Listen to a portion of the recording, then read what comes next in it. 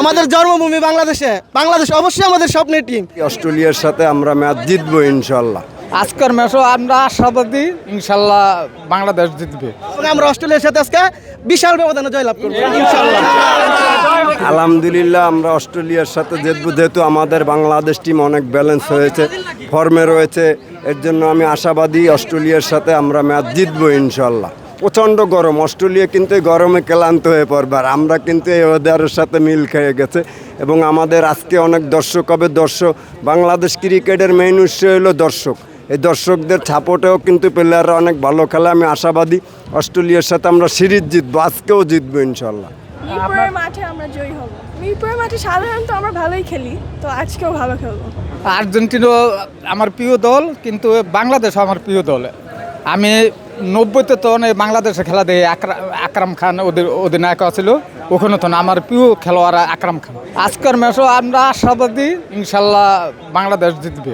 আজকে বাংলাদেশ জিতবে ইনশাল্লাহ। বাংলাদেশ খুব একটা ভালো ফর্মে আছে। অস্ট্রেলিয়া যদিও একটা বড় সাপোর্ট এই দল, তারপর আজকে বাংলাদেশ জিতবে ইনশাল্লাহ। আজকে মনে হচ্ছে বাংলাদেশ জিতবে ইনশাল্লাহ, জিতবে আজকে। যেহেতু এটা আমাদের মিরপুর মাঠ, এই মাঠে আমাদের জয়ের নিশ্চয়তা হলো 90%ই থাকে। আমরা ইনশাল্লাহ আজকে জিতবো। তো মোসাদ দেখ অনেকদিন পরে চান্স পেয়ে, তার এই সুযোগটা কাজে লাগানো দরকার। যদি সে কাজে লাগাতে পারে তাহলে অবশ্যই হয়তো দলে দীর্ঘস্থায়ী হবে, আর যদি কাজে না লাগাতে পারে তাহলে তার আনাটা ব্যর্থ হবে। আমার সৌম্য সরকার আমার খুব বেস্ট প্লেয়ার, আমার পছন্দের প্লেয়ার, কিন্তু আজকে নাই, আমরা কষ্ট ভোগ করতেছি। কিন্তু আশা করি যারা স্কোরে জায়গা পাইছে ইনশাল্লাহ খুব ভালো কিছু করবে, এবং আমরা অস্ট্রেলিয়ার সাথে আজকে বিশাল ব্যবধানে জয়লাভ করবো ইনশাল্লাহ। আমাদের জন্মভূমি বাংলাদেশে, বাংলাদেশ অবশ্যই আমাদের স্বপ্নের টিম।